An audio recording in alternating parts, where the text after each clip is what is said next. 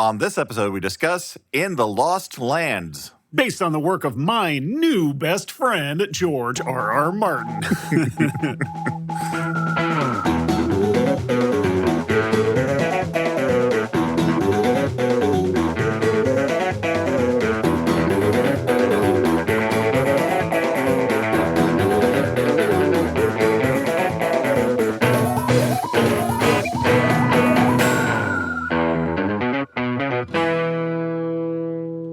Hey, everyone, and welcome to the Flophouse. I'm Dan McCoy. I'm Stuart Wellington. I'm Elliot Kalin. I say my last name really high pitched now. That's the way it's pronounced. Yeah. Okay. Are you going to be really insistent about that? Yeah. I'll probably forget in a couple seconds. Okay, great. Hey, this is a podcast where we watch a movie that has been rejected either commercially or critically and talk about it. Yeah, and because I said that... Dan, did you surprise yourself with how professionally you did that? That's literally what I was about to say. It's like, I've never said that so succinctly, and now I don't know what to do. Dan had the look on his face of a toddler who has taken 3 steps on their own for the first time and is baffled by what they just did, and they don't know how they accomplished it. Like, I don't know where to go from here.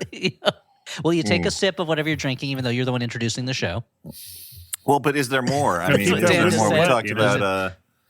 we watched In the Lost Lands, a film based on, I guess, sort of 3 shorter works by George R.R. Martin. Is that correct? Adapted from a couple of different short stories by George Ronald Reagan Martin, creator of Game of Thrones.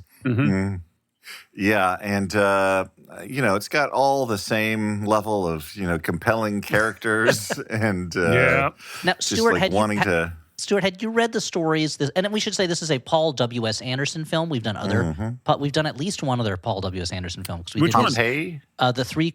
We did at least 2. 3 Musketeers. We did, and also I forgot Pompeii. we did We that. did. Yeah. Wow. So he like dug his way out of direct-to-video hell and then dug his way back in? There's actually something kind of sweet about it because he and his wife Mila Jovovich just kind of make movies together. They just make kind of great. cruddy action science fiction movies together. Of my directorial wife guys, he's one of my favorites. I have to admit, I have a certain fondness for him. Like, he's done a lot of crap, but, like, he's also done stuff that is pretty fun. He did Event Horizon. I liked the first Resident Evil pretty well, even though it went into, like, a crazy, continuity that I didn't care about. I think he, of all the people who make kind of not great movies, I do have more of a fondness for him than I do. He has a flair other. for his not great movies. He of course he did the first Mortal Kombat movie. Yeah. Which as a kid it was just exciting to see a video game on screen for the first time. Now, of course, all the movies are based on video games, so that's less exciting than it once was. Some of them are on screens. And I went into small this screens, big screens. I went and Lift up a kid's T-shirt on their belly, you'll see a little screen playing a video game movie. Well, that's Videodrome for you. Yeah, all the kids are Videodroming these days, Dan. They're all like 6, 7, put a VHS tape in my belly. They're all Videodroming. Wow. Yeah. I didn't know that. No, I went into this movie with kind of a certain amount of mild hope, I guess, and like at the beginning of the movie, I was still feeling it because I'm like, well, this is... At least it's giving me nostalgia for the crap of yesteryear, because this really feels like, late 90s through the like 2010 maybe sort of vibe of B movie that we used to get. Yes. And we don't really anymore, but I would say it's hurt a little bit by the fact that the visuals are consistently muddy and ugly. Everything is kind of a grim melange of browns and oranges, and but that's the way it was back then. A certain back then, charm. in the future, Dan. There is a certain charm from like an early 2000s Euro cheapo sci-fi adventure. It does where feel like that, everything is so soundstagey. Like it just looks like kind of trashy. It has the color palette of late Scooby-Doo.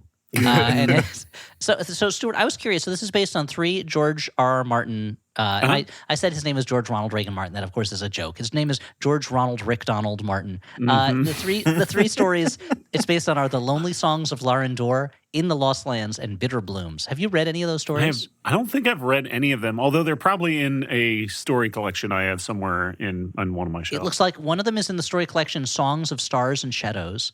Another is in the collection Sand Kings. And one of them is in a book called Amazons 2, which is an anthology of stories about Amazons. I cannot stress enough how awesome the short story Sand Kings is, which was adapted to what a Amazing Stories episode. Okay. But that is a all-timer great short story. But I don't remember reading any of the stories that this is based on. Okay, I'll have to read Sand King sometime. Yeah, anyway, it's awesome. So let's talk about this movie, In the Lost Lands. So I was hoping Stuart could give us some expert understanding of how it might be the same or different from the stories that will be lacking this episode. We're going into it blind. So I hope you took notes and you didn't just plan on asking me, did this happen? That was my main. Yes, my notes are mostly me saying it just says, ask Stu, like the stories.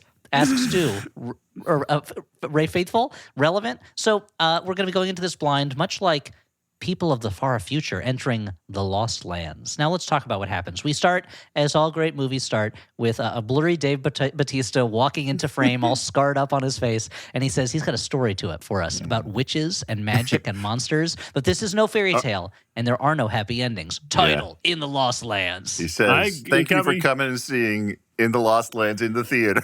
Guys, it got me a little What you're about up, to see honestly. is a story called In the Lost Lands. Now, I'll warn you, it may be too terrifying for you. Don't Dave worry, Bautista- nurses have been stationed outside your house because you're watching it on streaming in case you have any problems. Stuart, sorry, what were you saying? Yeah, I was just saying Davey B walking into frame and threatening me with a story of witches and adventure. Yeah. Hell yeah, baby. You love it, yeah. Stuart was the focus group. It was just him, and he just kept turning the dial to extra positive. More scars. It was me and Steve Kostansky who I was texting the whole time. Had Steve seen the movie? No, but he loves Paul W.S. Anderson, or at least likes him because he's one of those guys who operates in that world of kind of cheapo direct-to-video adventures that are shot primarily in Eastern Europe. This is a world that I someday hope Steve gets to enter and It'd be wonderful. and have some kind of creature shop that is, like a mile tall so he can make his own Orthanc. All he has to do is marry Mia Jovovich, and he can do it. So, Steve, that's the goal. So, in voiceover narration, after the opening titles, Dave Bautista tells us that a great war left behind the Lost Lands, which is most of the lands.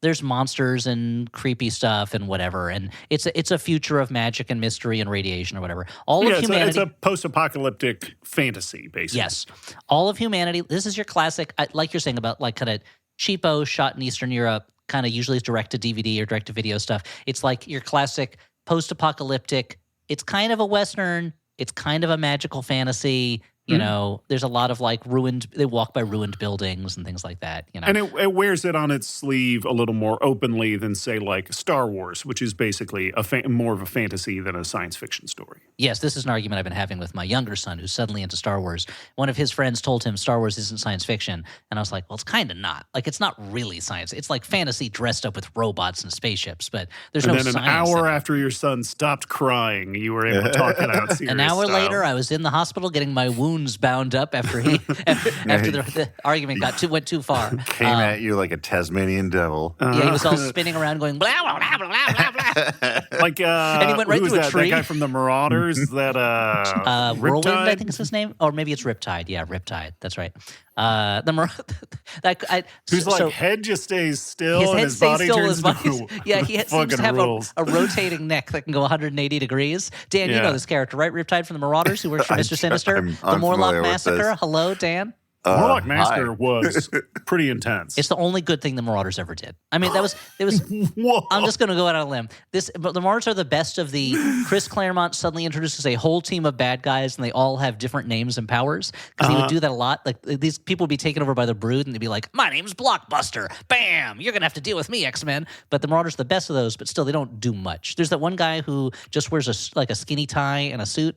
And you can do something with your mind. I can't remember his name. Yeah, and one of them is going to just get annihilated by Havoc early on, and Yes, of and then course. Havoc's like, "Oh shit, I didn't think I'd kill you totally." But it's okay because they're all clones. They keep coming back. Yeah. There's Arclight is another one, right? That's a dope name. Yeah. Yeah, that's a great name. Okay, and there was a theater named after it once. Named after the mutant. Yeah. All right. Yeah, and then the Riptide Theater is what I'm talking about. Oh man. Can I stop disassociating now? Are you Oh done? yeah, in Los, yeah, you can. So Okay. all of humanity lives in one city, which I find to be kind of silly. It's like, how'd they get there? It's a city that has just like a giant skull as their. There's a giant skull. There's a giant cross building. It's under. We'll find out. It's under the control of the Overlord, who is in a kind of tenuous power alliance with the Church, and the Church's patriarch. Now, And yes, I want to say something. Like maybe this is more of a overview thing that I should save for the end. But Overlord. I've started talking now. Like one of my big problems with this movie is it relies so much on sort of palace intrigue of a bunch of factions that we are not really ever properly introduced to or and given that a we reason don't to care about. about. And they're so totally unrelated to the main story of our main two characters. Yes. In a way. And so every time I went to the Palace Intrigue, I agree. I was like, I don't care. I don't care about any of this. I don't know why I'm supposed to care about any of this. You guys, Yeah. you guys mentioned Overlord. Sounds like you were overboard. Accurate? Oh, God. Yeah. Oh, you've hurt his kidneys. He's laughing You so cracked- you hard. cracked a rib, Stu, yeah. you gotta don't do that again, Stu, because this is Yeah. too much. Too Cracked much. two ribs, yeah. Oh, too funny. That is too funny, Yeah. Stu. But Yeah. Dan, Or you're you're- saying Well, no, as dull as this movie is, it's one of the few times when I would argue like A doll? this would work better as like a TV show or something where No, we it could wouldn't. explore.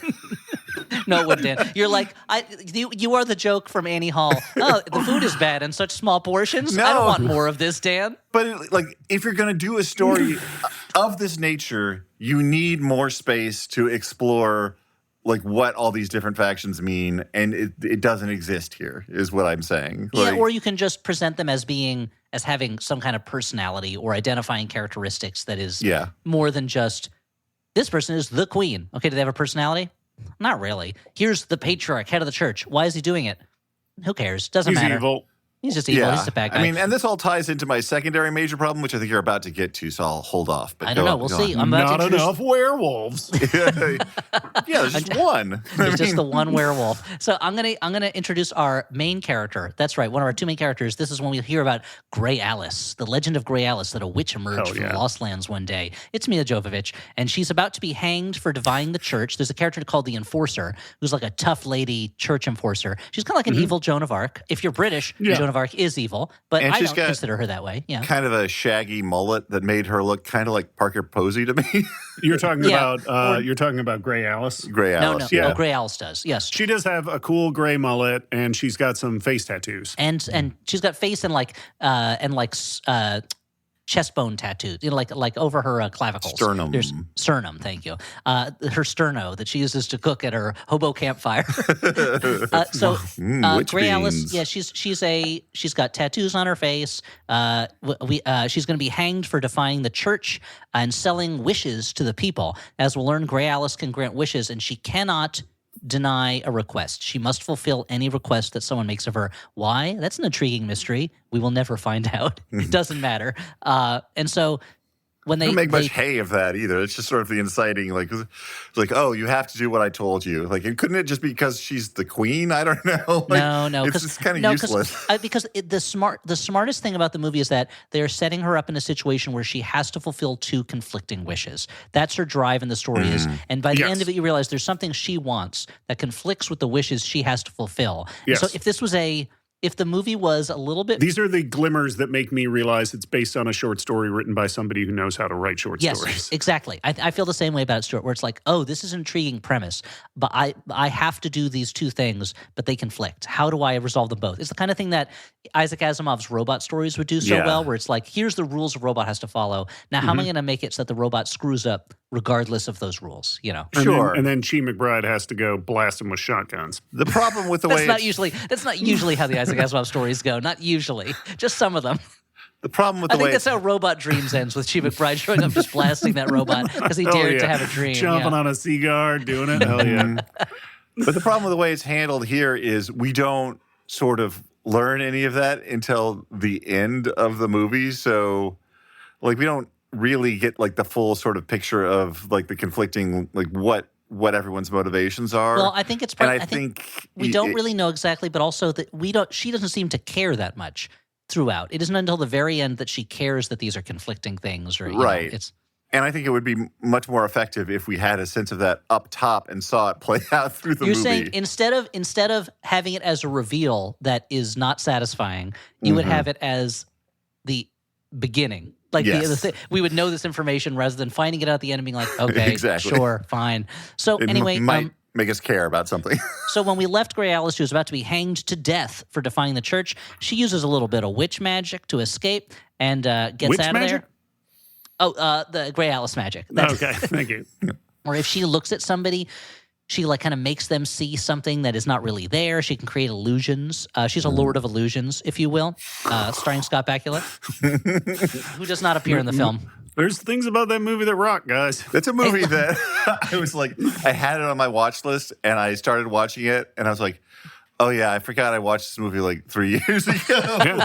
And I feel then like- you proceeded to watch the rest of it. I feel like there's no Clive Barker movie where there isn't one interesting thing in it, right? Like Yeah. there's always Yeah. one interesting. The movie's may not work that well, but there's nothing. I've never watched a Clive Barker thing and be like, well, I'm taking nothing away from this, even if it's just Yeah. one moment that I like. So this is Clive Barker's in the Lost Lands. No, it's not. She gets free. The church soldiers are hunting her, but she does the old strike from the shadows routine. She's turning the tables on them one by one, and the poor start chanting, "The witch that will not hang! The witch that will not hang!" Yeah. Uh-oh. They can't let her be a flashpoint for rebellion. Meanwhile, we're going to meet our other hero. His name is Boyce. He is Boys. and I kept thinking his name was Royce until I turned on the captions. No, it's Yeah. Boyce. He's a Western-style gunslinger played by one David Batista. That's right. It's He's also got a lot of Drax tattoos, himself. but it's just his normal Dave Batista tattoos. They didn't put Yes. falsies on him. Yeah, and he rides Yeah, he's into not town. wearing falsies. No. A bunch of guys try to ambush him for some reason. He shoots a bunch of them. The only thing that's interesting about him is he has a non-working shotgun that he uses as bait that's guarded by a two-headed snake. Yeah, I saw a review of this that points out like this movie introduces a two-headed snake, and then that two-headed snake gets killed almost immediately, and it's so disappointing. It's like, Yeah. why'd you have something so awesome in this movie and then just get Yeah. it chopped up? Not since Jonah Hex has a snake-based character been introduced and then discarded so quickly. When it's the most interesting thing in the movie. Grey Alice, she visits a blind old lady, and they do a thing. The old lady's like, "I visited you when I was a child, but you sound the same. You must be very old." And Alice is like, "Older than you realize." And she goes and sits on a throne. She's visited by Gerace of the Overwatch. Those are the king's commanders and some other people, and also the queen of the city. And she wants to buy a wish. She wants to buy the ability to change into a wolf. And Alice is like, "I can't refuse She wants to anybody. be I a got to do it." shapeshifter, yeah. Yeah, I'll go get a hunter. I'll steal a shapeshifter's power in the Lost Lands. I've got 6 days until the next full moon. An incredibly arbitrary expiration date or deadline. I mean, if it didn't work within 6 days, just wait till the next full moon. That's exactly, what, like it's just a you got month? to be like, "Hey, guess what? Sorry, you got to wait a month." You know how contractors are. It's going to happen anyway. Oh, Yeah. this is a little bit. Oh, the part you ordered, the shapeshifter skin.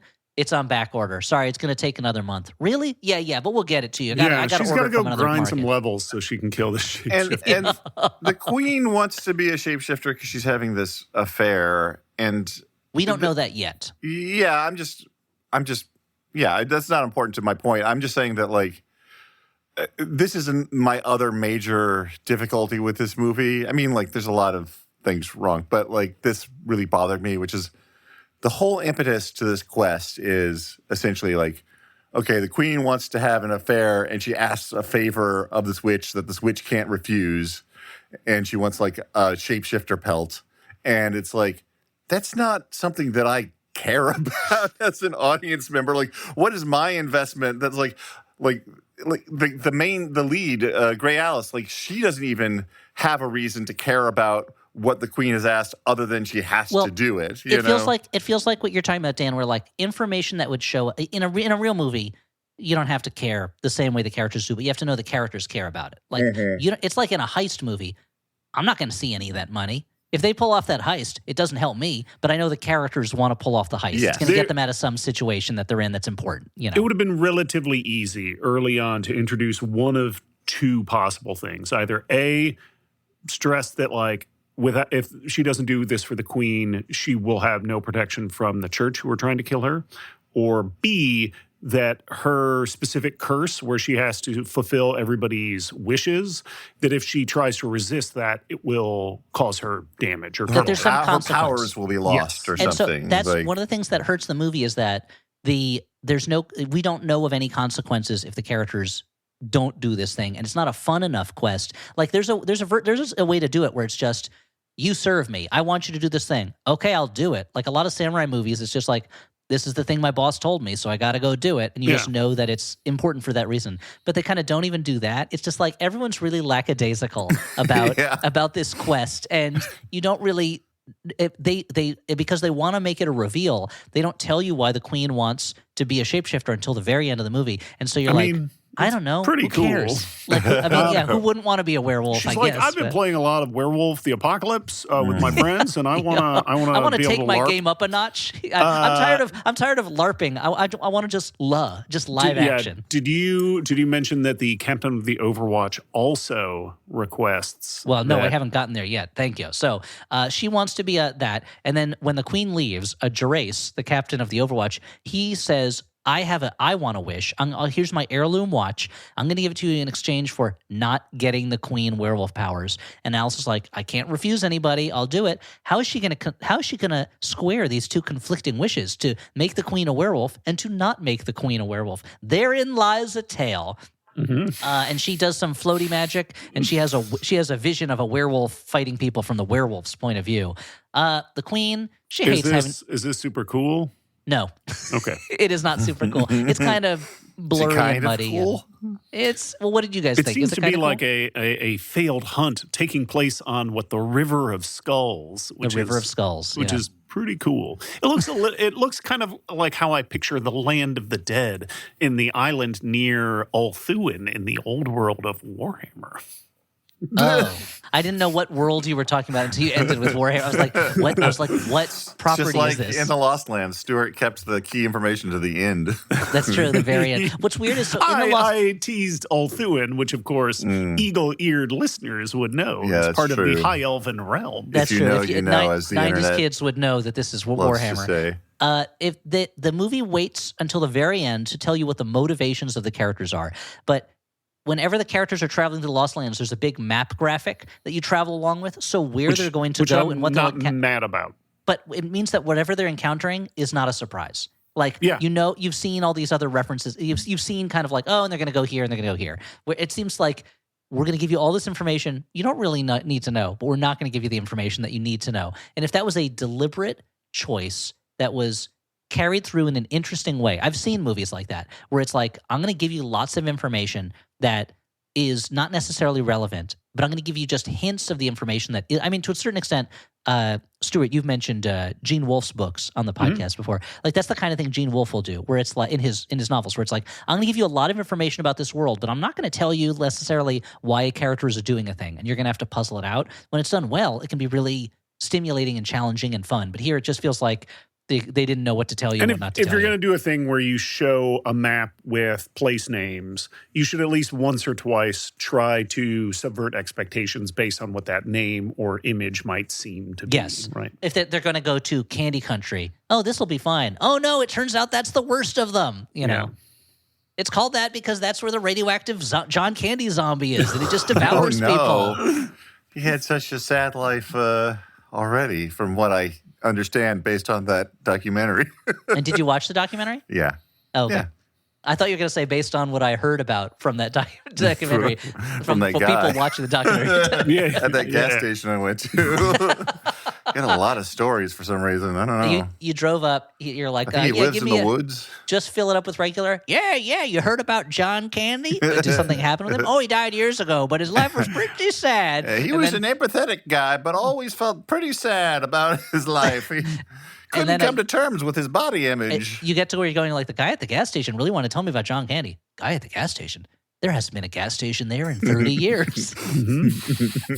Ever since John Candy burned it down. Yeah, they called it the candy crime of the century. So the queen, she That's hates the having side of the old Camp Candy. Wait, John Candy, the inventor of Candy Crush? don't go to Camp Candy. You know how many children died there? So let's talk for a second. This is the thing that's bedeviled me ever since I was a kid. There's the Camp Candy cartoon. I watched it regularly when I was a kid. Sure. There was a Christmas episode of the Camp Candy cartoon, and it always confused me because I'm like, but this show takes place during the summer. Like, I know it's airing around Christmas, but it takes place during the summer because it's a summer camp. Why would they have a Christmas episode at a summer camp? Dan, the floor is yours. Tell me what I'm wrong. Well, I need to know a little bit more about this episode. Were there children at the camp at the time? Yeah, it's called Camp Candy, Dan. It's about kids going to the camp that John Candy runs. Sure, it's a show about a camp where John Candy is the caretaker, and it's during the off season when it's closed, and it's just him trimming trees and It's stuff a like that. fucking That Christmas sounds episode. pretty good. That sounds like the It's holdovers. possible that like there's an episode where it's like it's snowing, only the caretakers are there. You know, this is No. what I'm asking I you. don't The like it, kids, the actually. kids are there. There's a part where a kid Is it snowing with the he has kids there? No, he has like a pillowcase full of cotton that he like shakes out to make it feel like snow. And it's just like, why? They'll have Christmas in December. Why you got to do Christmas Yeah. in summer camp? It's Was it Christmas in July? Is it Was he, like, like, salute, trying to do a- salute your shorts or whatever? It was like Something a cartoon version of Salute Your Shorts. Yeah, Okay. I think it predated Salute Your Shorts. So Salute Your Shorts was really an adaptation of Camp Candy. Okay. And guys, Which was if you itself- haven't What about done it- Hey Dude? Where does Hey Dude fall into Hey the Dude is a cosmology? dude ranch. So that's Hey Dude. I have to assume Hey Dude and Salute Your Shorts happen in the same universe, but probably Yeah. in different parts of the country and with Like different characters. California Dreams and Saved by the Bell, right? Yeah, but they would meet each other at least once, right? yeah. At And I least think it once. would go a little like this. Yeah, in the crossover event Crisis on Infinite Californias. That was a time when it was just enough that something was set in California that it was exciting enough to put it on television as part of Yeah. the TNBC Saturday morning lineup. What a time! What a time! California had yet to lose its gloss. Anyway, the Queen. She hates having to deal with the Overlord, who's an incontinent old man. She has a lover. Her lover is Boyce, Dave Bautista, and the Watch tries to arrest him. The Overwatch, but he beats How him do you up. think they met? That's a good question. How did the He's Queen like a meet this? rough and tumble cowpoke guy. How do you meet the Queen? I mean, either she was slumming at the Yeah. one tavern that we see him at, or She had some sort of Roman holiday situation. yeah, exactly, yeah. That Roman holiday, Christmas. Why you gotta have Christmas in the middle of the summer? I don't understand.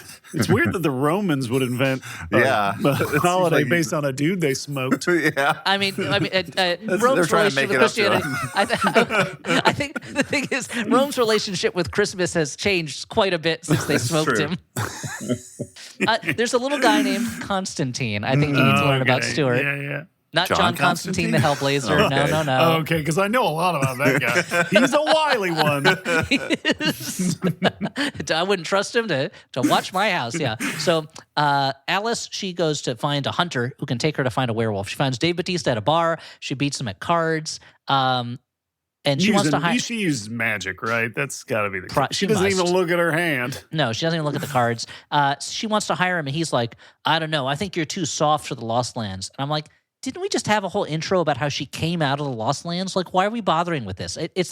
They're setting up a Lady and the Tramp type situation or a Roman holiday or situation or something where there's the rugged kind of like tough guy, and then there's the like magic woman who isn't ready for the world that she has to go into, but she's clearly been there a bunch of Yeah. times before. Like, it And doesn't she's make any like- sense. She's really good at battling, guys. Like, no Yes, question. she has these two sickle blades. She's got her silver talon finger covers that she Yeah. puts on her claws. Like the idea, I don't understand why they're going with the idea where he's like, "You're too soft for the Lost Lands," and she plays into that for some reason through Yeah. most of the movie. And this was the point where I felt like the movie kept restarting and re-explaining itself. Where she's like, "I got to go in the Lost Lands and find a werewolf. I need a hunter to do it." I'm like, "Yeah, I just saw you say all this to another character. Like, Yeah. I got it." He tells her he knows of a werewolf named Sardor, the Great Wolf, a shapeshifter cool. who lives at Skull River. Sardor, great name for a band. Skull River, great name for a blues brand. You know, Great Wolf is a great name for like a '70s kind of not quite Yeah. metal, like heavy rock band. You know, I was thinking earlier, Silver Talon Fingers is a pretty good name for a a little fantasy long. character. Yeah.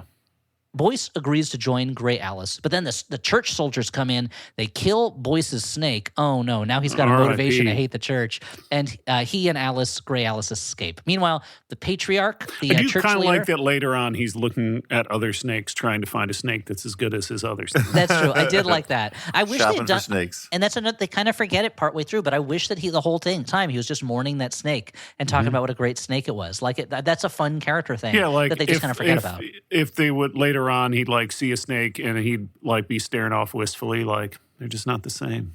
Or if he gets in a fight and he's at a disadvantage, he's like, "Wish I had my snake right about now." Like all good stuff. Yeah, exactly. The church leader, the patriarch, he gives a speech about how important the church is. Yeah, he reaches for his snake holster and it's empty, and he's like, "Oh man."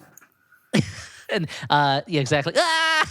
The church tells people they have to hunt the church's enemies. Gray Alice needs to die. This is one of those things where the church is so incredibly obviously evil that you wonder why anyone listens to it. But again, we live in a world where a mad king is sending his masked soldiers to beat the shit out of and kill normal people for no reason. So I guess that's... And the Democrats just throw up their hands and go, "This is concerning." So I guess maybe this church is more realistic than I thought it was. I've written another letter. I was going to say, I used to salute my shorts, but these days my shorts have been doing some stuff I don't agree with. And These days my shorts are saluting me. Is that that's when Rodney Dangerfield fucking hosted the Nickelodeon Kids' Choice Awards. What's the thing? It's like I don't know if it's a Yakov Smirnoff joke or if it's like a really ineffective way to say that you have a boner. Like I don't know what it would mean. Yeah. Yeah. Actually, Rodney Dangerfield should have hosted Kids' Choice Awards because then they slime him and he can say, "I get no respect." I gotta get my Dr. Vinny Bubats. Get the slime out of my ears. Get the slime off of me, yeah. And now the star of Rover Dangerfield, Rodney Dangerfield. Oh, I tell you, Kids' Choice Awards. I didn't get to choose things when I was a kid. What else would he say? Oh, what a great... Okay, that's a good routine for us to do at some point. I asked for shredded wheat. My dad got me some wheat and told me to go nuts myself. I don't know. Just why I wasn't Rodney Dangerfield's writer. No, it's one of a few reasons why you weren't Rodney Dangerfield's writer. Also, you were a child. Yeah. I applied, though, Yeah, you gotta. If you don't try, you miss 100% of the shots you don't take, I applied and I met with him. He's like, "What am I, back at the Kids' Choice Awards?" Let me tell you, this joke you wrote about me and my wife having sex, it seems to imply that I think that if you kiss, a baby comes out of the woman's mouth. Yeah, that's what happens, right, Mr. Dangerfield? Oh, get out of here, kid. You seem to think that sex is just touching butts together. Dan, is that your origin story? Is that where it all began? Yeah. And then you saw that movie, You and Me and Everyone We Know, and you were like, finally a movie back gets and forth me. forever. Back and forth forever. Yep. Anyway, so the church is like, Gray Alice needs to die. They torture that old lady from earlier. And she says, "I saw the queen go to the witch. The church wants to use Gray Alice to take down the queen. If they can have Gray Alice testify that she was working with the queen, that would mean the queen is a heretic and they can overthrow her." Outside the city, our heroes camp out. Boyce is looking for a replacement for his snake. Alice fixes his gun. And for a moment, Alice thinks he's attacking her, but he's actually saving her from a scorpion. They go to a trading post. They see these characters, Ross and Mara, who are friends of Boyce. Boyce sleeps with Mara, and he kind of tells his backstory, but then kind of jokes that it isn't his backstory. So a couple things here. One, I love a universe where Dave Bautista is like a number one ladies' man. Two thumbs up to that idea. The like Stuber. In Stuber, that's what he's like, right? I haven't seen right? Stuber. Is Stuber your favorite movie, Daniel, or your second favorite movie? It's certainly my favorite title to reference. Yeah. Okay. So fair. So what do you guys think of the chemistry between? That's the movie where the guy's name. That's the movie where the guy's name's Stu and he's a tuber, right? Like he grows out of the dirt. Right. Now is that the movie? He's a human Mr. Potato Head. was Kumail huge at that point, or was No, that he the wasn't. movie that was like, whole- hey, that's it's the- time for you to get huge? That's the joke, is that he's like a little guy and Dave Bautista's like a big guy who's like a spy or something. And so it's like, I'm a regular person. How did I get Assassin caught or up in these something, spy yeah. hijinks? Yeah. But then for Eternals, he had to get ripped. Yeah. Yeah. Okay. And the great thing is he doesn't have to maintain that that physique because I don't think they're making Eternals 2. I hate to But break it to you, Stu. He is. he loves it. He loves being a big guy, and you know what? Okay. I get it, homie. It made for a very interesting performance of Abraham Lincoln in Oh Mary, which was, from what I understand, a very historically accurate production. I mean, the thing is, Lincoln, when he was young, was known for his great strength. That was one of the things that impressed people about him. He Split was rails. he was gangly, but he was a much taller, stronger human being than most of the people around him. And so Yeah. there was an aspect of physical strength and physical power to him that I think we forget about because we think of him as like a stooped old president who's like, 407 years ago, when in fact, when he was younger, he was a very virile, powerful man, you know. Yeah, which spawned a franchise of vampire hunting stories, right? Vampire hunting histories. Stuart. That my mistake. Yeah. So what I was going to ask, what do you guys think of the chemistry between longtime Paul W.S. Anderson collaborator Mia Jovovich and In life and Dave in films. Bautista? Yeah. I actually kind of like them together. To be honest, I don't see romantic chemistry between them. Which I guess they do kind of lead to that. Yeah. That's exactly where it leads to. But I think I don't see that. But I do like the idea. There is something about he does a good gruff kind of like no nonsense guy who has vulnerability underneath him, who's a softer version of what you would think he would be, and she does a good like person from another dimension who kind of doesn't seem like she belongs on Earth in some ways, you know. And that's I like that as a mismatched contrast. If they were I could see them as part of a Dungeons and Dragons quest party, you know, where like he's the fighter and she's the kind of like Earth Mother goddess witch or something like that. And they shouldn't be friends, one but they or somehow two are more friends. people. They need like one they or need two more more people. characters to support. I'm To going to fill it out. say Yeah, exactly. that I found these are actors that I have liked a lot in other things. Like these are people that I'm like happy to see in movies, but Not to interrupt, but Dave Bautista is like one of Dave Bautista is like one of Charlene's favorite actors, and she's constantly like begging for Hollywood to. She's like screaming at the heavens, begging for Hollywood to put him in rom-coms. I feel like Dave Bautista, and I could be wrong, maybe he's a terrible guy. What he feels like to me is he is the thing that that everyone thought Vin Diesel was, but I don't think Vin Diesel really is, which is like a big, tough guy who's also kind of like a nice guy. You know? I could be wrong about that. But, Dan, you were saying. no, I just Anyway, not to interrupt, but Stu, I think what Charlene is looking for. Yeah, Dan, go on. Dan, what no, were you saying? I think Batista's sort of like a low key actor. Like, No, he's not playing Loki. I think he's a Tom good. Hiddleston. I think he's a right good in. actor, but I think he is like his energy is not like flamboyant or whatever. And I think that for this part, maybe someone with like sort of a bigger energy would have been better. And Mia Jovovich, I'm almost done, Stuart. You can interrupt me again in a second, but I think that Mia Jovovich like is actually kind of like good at being goofy, and she is just kind of. There's nothing in this character for that. Like, so she feels kind of restrained in a way that I think you hit the nail on the head about what kind of the issue is that both of them are playing it kind of serious, where like one of them should be a little bit goofy. They just didn't decide which one. Oh, I think they could have been. Or I feel they like could have a little kid introduced. I If feel they like had, Dave a little kid Bautista's- or like a talking animal, possibly a talking two-headed snake. Yeah, possibly. Yeah. And the heads are always arguing with each other. They don't get along. And I think I don't know, because maybe I was grading it on a curve. I felt like Dave Bautista was being a goofier version of this character than he might have been. I feel like that character could be so grim and so like, you don't understand, I'm a character from the Lost Lands, and they're not doing it that way. And I liked that he seems like Dave Bautista's at least playing him like a human being as opposed to a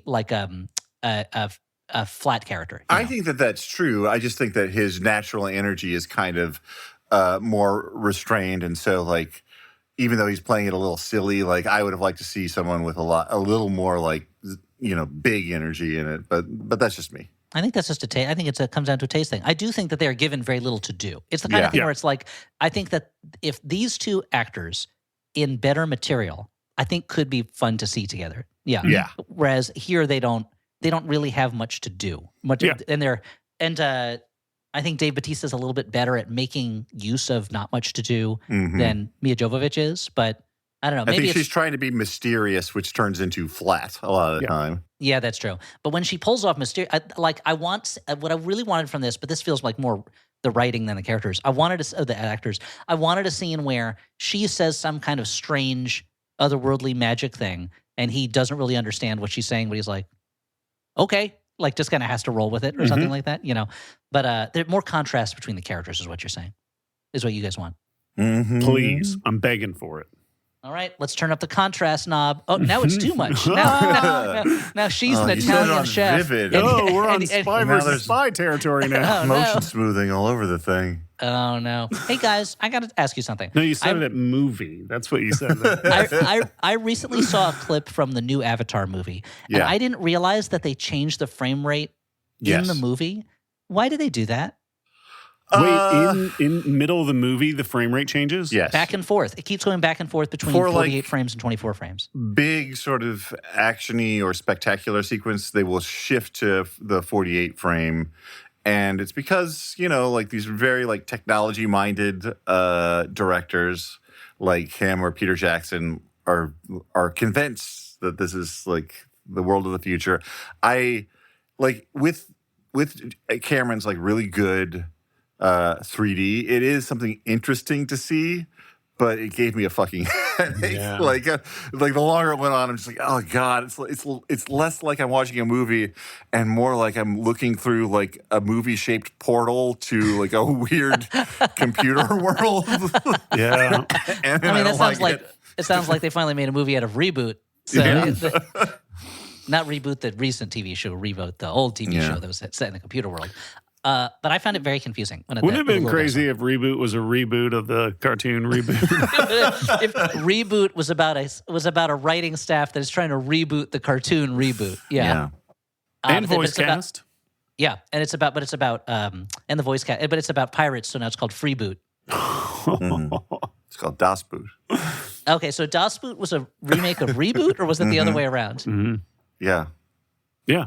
The answer is yes. What you said. I mean, I asked a question with choices, and you said, yeah, that was Correct. the response. Okay. Anyway, they're at the Nailed it, trading yeah. post. They leave there. The next day, our heroes ride off. This is one of the funniest parts to me, is Boyce says to Alice, don't expect any more friendly faces from this point on. And literally their next stop is to find a place where it's like, where's the guy I know? Where is he? I like that guy. But they're chased by the church folk who are in an riding around armored train Yeah, that's cool. With a big tank. with a big tank turret on it. Yeah. The queen and the patriarch have a face-off. Who cares? The church soldiers show up at the trading post, and they're like, where'd Boyce go to? And they kill the people there, or they kill the man and burn the trading post. And it's only 3 days to the full moon. I should mention that there are literally parts of this where it shows them leaving a place, and it'll say like 5 days to the full moon. And then you just see them riding horses, and it'll just say 4 days to the full moon. I And I'm kind of like, I kind of like this graphic though of the. It's a cool graphic, the but it means the nothing. timepiece graphic. Yeah. But it means completely nothing. No, Like you're right. how where they're going or when they're getting there. So our heroes ride through a destroyed city called the Rift. They're going to use a cable car, which is an old school bus on a cable across a chasm, run by a guy named Cyrus. But this is the part where he's like, don't expect a friendly face from this point on. Then they show up here and he's like, where's my friend Cyrus? What happened to him?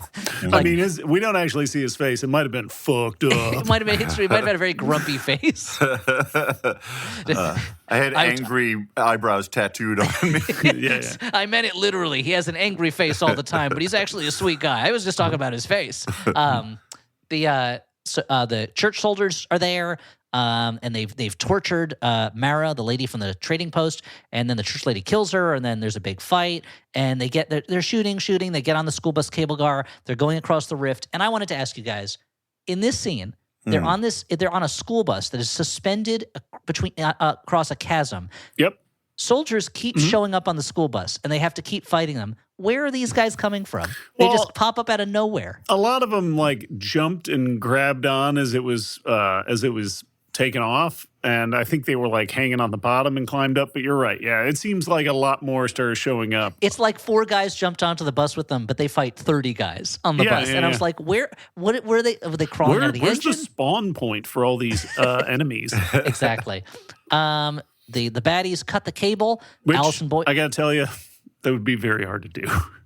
If this is a cable that is What? strong enough to hold a fucking thing, A school hitting bus? it with hold a school bus aloft, hitting it with an axe is not going to do shit. This or is real. shooting Gonna it with a wang your axe bullet like back. a pistol bullet will not do shit. This is when Stu, his real inner dungeon master, comes out because it's like everything else he buys completely and totally, and he's like, that's going to be a pretty hard roll for you to do any yeah. damage to that cable with an axe. Yeah, and someone gets a nat 20. He's like, okay, I guess you found like the one weak spot. I guess there was a little part where it already worn away. Yeah. So they Yeah, I they guess get your what's his name? Your long shot. Yeah, your luck powers again. when are they going to do a long shot movie, Stu? I mean, they're still waiting for an actor to be born with only 3 fingers. Well, they did Yeah, I that. guess that's the hard part. They did that one with Charlize Theron and Yeah, you're right. Yeah, she you're played right. That- Spiral, right? that was Rogen. She would have been a fucking sick Spiral. I'm She sure still Charlize could. Theron would still be an amazing that's what that movie was Spiral. called, right? Kevin Feige, I know you listen to this show. If you're doing a movie with Spiral in it, you got to have Charlize Theron play Spiral. Make a Spiral movie. I don't care. She's a great character. She's got a helmet with horns, boots with the fur. Everyone's looking at her. And she's got 6 arms, swords. She dances. She's got everything. So And anyway, I bet Mojo can get her some apple bottom jeans. Mojo I have to Nixon? assume so. Yes. So That's I'm they only escape. assuming that Mojo of the Mojo verse, his last name is Nixon, and they've never addressed it. Yeah, it's only on the trading card. When you look on the trading Yeah. card, it says True Identity Mojo Nixon. Yeah, exactly. Yeah. So the Alice and Boyce, they escape. They climb to safety on the other side. The bus falls down, and the church lady snipes Boyce in the shoulder. Oh, no. But Alice uses her witch powers to stop her from making the killing shot. That night, Boyce takes the bullet out of his shoulder himself, and he talks to Alice, and Boyce is like, I like the city, but I feel more at home in the Lost Lands. It's like, really? You don't seem to. It seems terrible there.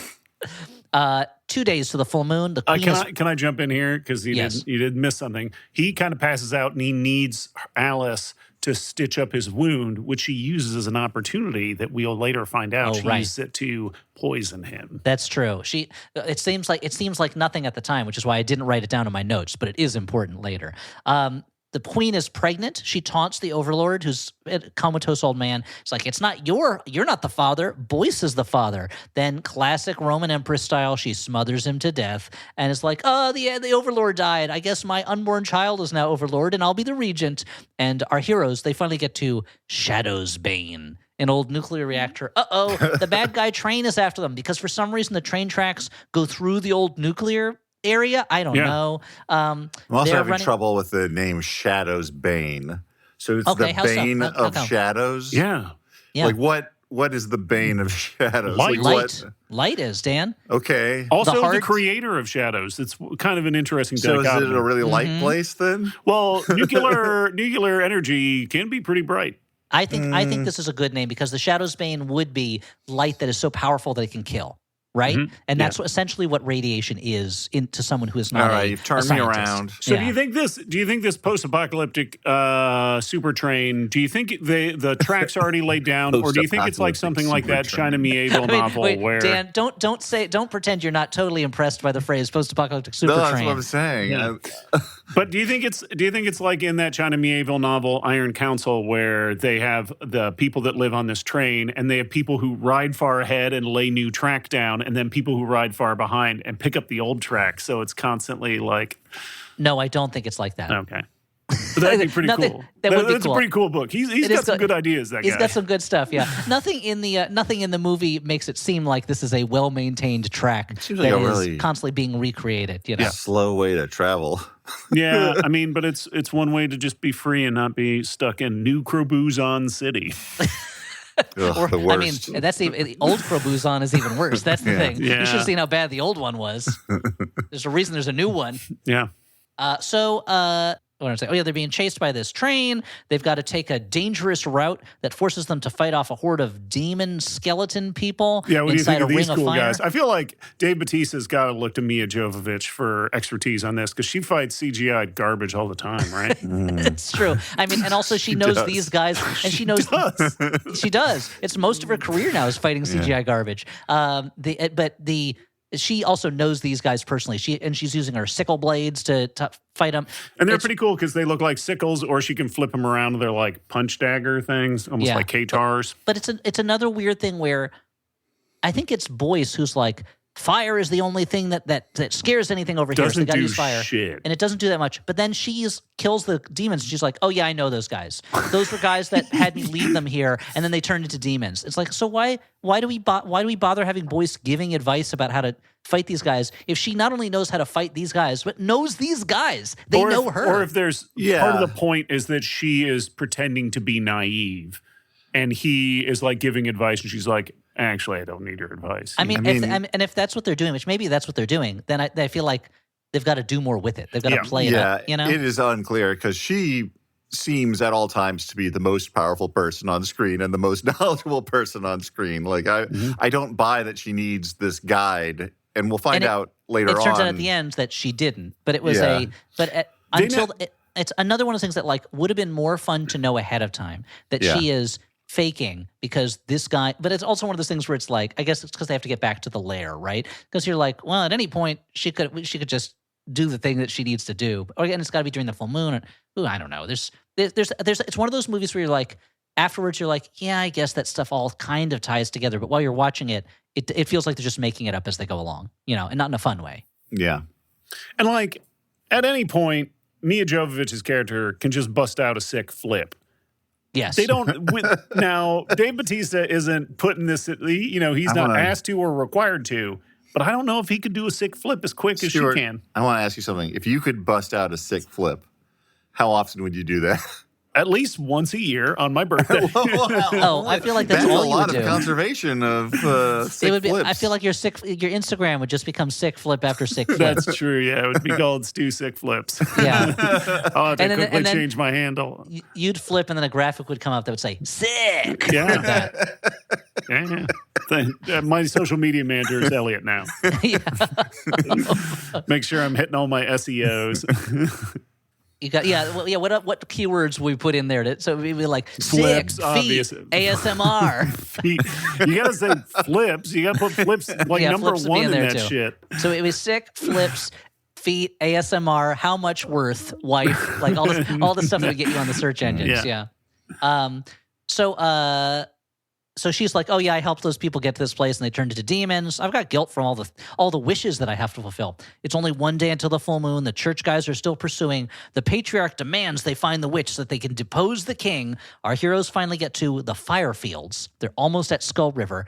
And Alice plans to face Sardor alone. And she's like, go, boys, leave me here. And he's like, no, I'm not going to go. I don't want you to go through with it. You shouldn't have to risk yourself. Him until he goes away. Because I never liked you. Yeah. She goes, I don't have a choice. I'm cursed, and I've got to fulfill all the wishes. And he's like, I don't care. Meanwhile, the Queen and Gerace, they're totally kissing. Gerace, the head of the Overwatch, they're totally kissing. Back to our heroes. They're riding their horses along the train tracks. The bad guy train arrives. I'm just imagining now, like, sort of like a completely G-rated porn called Totally Kissing. Totally Kissing. Because if there's anything kids love, from my experience, it's watching people kiss. Yeah. It's certainly not something that they react to with disgust. Visceral. Visceral verbal disgust so when you're it saying happens. It doesn't fall into the category of general audiences? No. No, now, I got a question here, guys. This is the tactical decision here. If you know if you're being chased by a train, a post-apocalyptic super train, why do you keep following the tracks? Keep following the train tracks. Yeah, that was going to be my question. You anticipated it. Yes, exactly. Because it was do the you same have Gray thing. Alice's powers of foresight?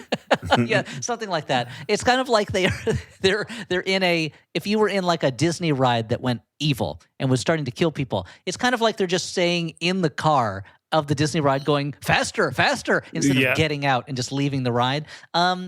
It's an interesting choice to stay on the same route that is the only one the bad guys can choose. The bad guys, though, have an interesting choice because what happens is Gray Alice waits for the train, runs a little bit, and then the train goes right off a broken track into a chasm. So it's So there's a lot of dumbness going on here. That the heroes are sticking to the same road that's the only road the bad guys can use, and that the bad guys just don't seem to know that the road stops at a certain point, and they just keep going. Also, that they're like, like they don't realize that she can just leave the train tracks, that they're like, hey, let's just gun it. We're going to run her over. She has no options. There's literally no way that she can do a sick flip in this moment. No. No, it's impossible. It's impossible. She used them all up. She used up her sick flips, and she has to do a short rest to get back one or a long rest to get back her full three. Yeah. Yeah. Now, there's a thing in improv where they talk about your character acting at the top of your intelligence, not having a character just be dumb or make dumb decisions or doing stupid things because you think it'll be funny, but still being at the top of your intelligence so that you can get to more interesting or funnier stuff. And I feel like all these characters are at the very bottom of their intelligence. Like they are at a certain point, it's like, I'm amazed that they can still communicate verbally. They're all acting so stupid. Yeah. So the train follows. Her plan to stop them is just to lead them to where the train was going to go anyway, because that's the only place the track can go, and it falls off a cliff. Which means that there's a version of this story where she and Boyce take another way to get where they're going. The train just keeps going and just rolls off a cliff, and they never even see it. Yeah. The whole Raiders of the Lost Ark argument.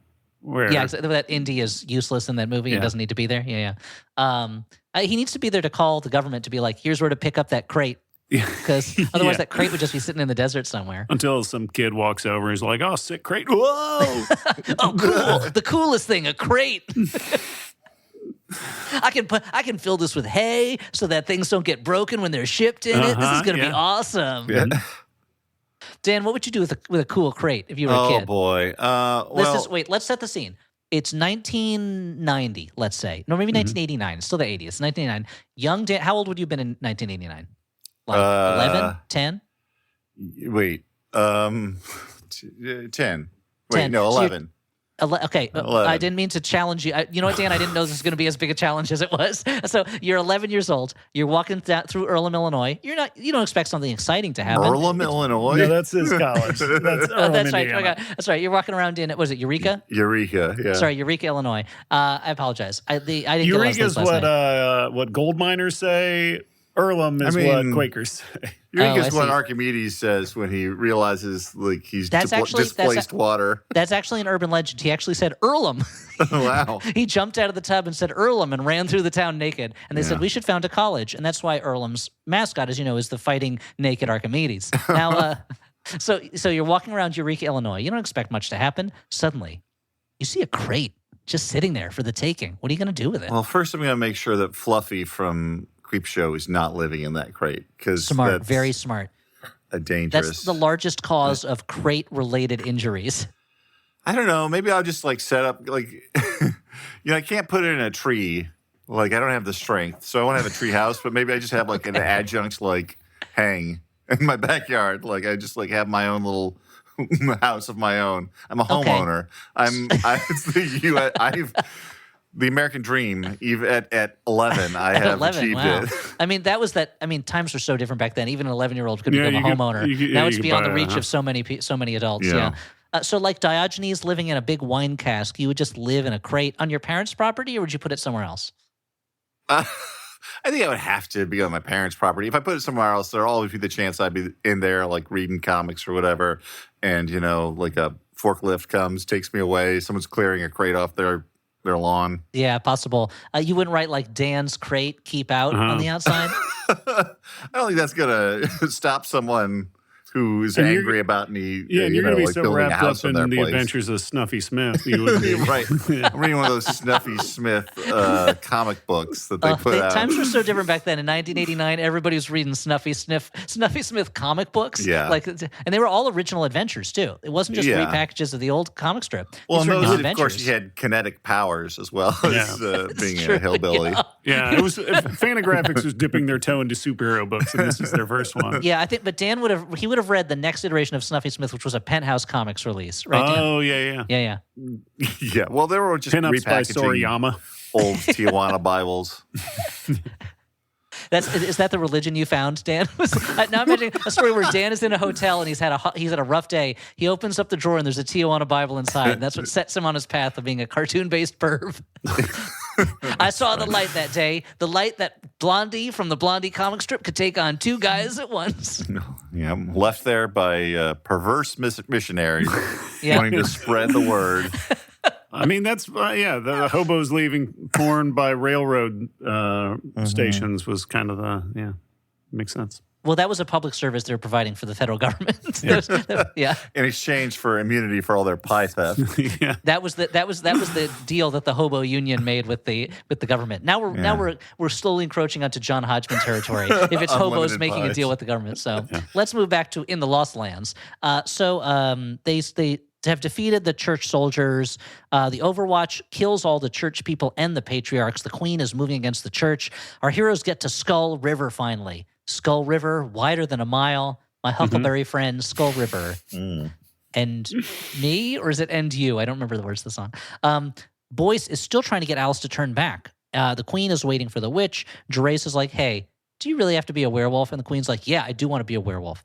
Alice puts on her silver kind of talon claw rings. Those are super cool. And Boyce is like, silver is useless against Sardor. And Alice is like, he's basically saying the trick is after you put on all your jewelry, you need to take one off so you don't Exactly. over-accessorize. take off one of those silver claw talons. Yeah. Boyce is like, you know what Sardar really loves? If you smear yourself with meat. That's what really helps defeat him. You know what would really hurt Sardor is if you just left sausages around and then went home. Yeah.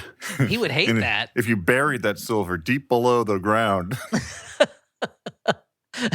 Sardor actually loves silver. He loves it. So if you want to attack him with like I don't know, like a small child that you've already put barbecue sauce on. Yeah. Yeah, why don't you? He would hate it if you just pickle brined yourself and then took a really long nap. You know what? Sardor hates it when his opponents are full of NyQuil. He just hates it. It's his weakness. Yeah. So it's raining, there's a full moon, and Alice declares that Boyce lied. She knows there is no Sardor. He's the real werewolf. And she unleashes her silver claw talons, and Boyce is like, I tried to warn you, which he didn't really. And he turns into a wolf man, and they fight for a little while. Real quick, what do you guys think of these werewolf effects? They could be worse, but they could be better. Interesting. Can you cite an example of worse werewolf effects? An American Werewolf in Paris? Okay. Yeah. That's fair. Well, this is kind of a Van Helsing-esque werewolf, I would say. Yeah, okay. Yes. Yeah. It's less wolf and more a furry man with kind of like a snubby wolf face, you know. But like big, muscular, like torso wolf. Yeah, But if when they it's Dave made him Bautista skinny, turning into a yeah. wolf man, like, where's the mask going to go, Dan? Let's talk about this. Is a movie that is arguing. This is a movie that is so based on real science. That's the thing I like about it. That Yeah. if he turned into a skinny werewolf, you'd like, what happened to all that mass? He's a big It's true, guy. you can't you do know? that. Well, No, you maybe it can't just do that. became more compact. Oh, yeah. He's got compact wolf muscles now. Oh, I see. Like a runner or a swimmer. he's You know. powerful. But again, Yeah, he's a big bodybuilder. If I turn into a werewolf, stringy, kind of not in great shape werewolf. But if Dave Bautista turns into a werewolf, that werewolf's gonna be stacked. You know. Yeah, Yeah, it's true. totally Anyway. juiced.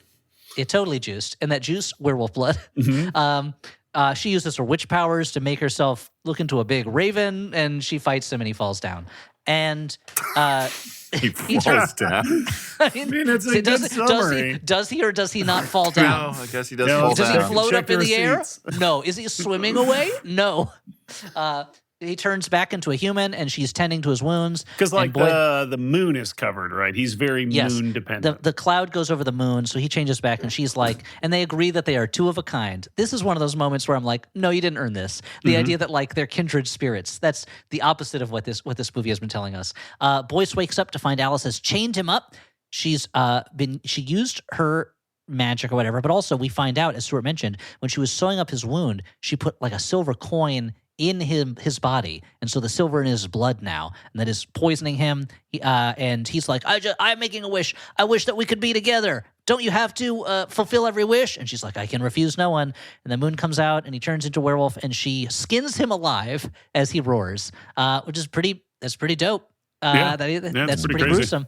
Yeah. It's Yeah. like the movie The Black Cat when Bela Lugosi is ostensibly the hero of the movie until he's like, well, I've got you, Boris Karloff, and I'm going to skin you alive. And you're like, well, that's not the kind of thing a hero does. Yeah. No, thank Although you. the funny thing in that movie is you see him doing it silhouette, and his knife movements are so small that it's like he's really taking his time with it.